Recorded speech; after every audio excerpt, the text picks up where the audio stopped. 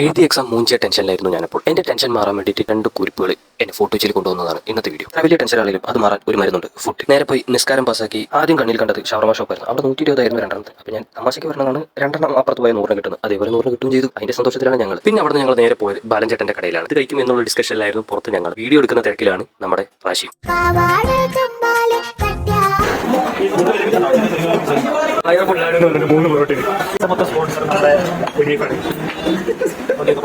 കാത്തിരിപ്പിന്റെ വിരാമത്തിൽ പൊറോട്ടയും ഗ്രേവിയും അങ്ങനെ എത്തി. ഇനി ഇത് നമ്മൾ കൂട്ടിയിട്ട് തട്ടണം.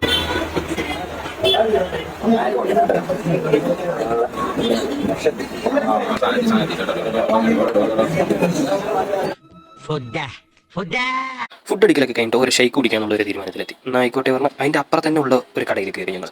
ഹലോ,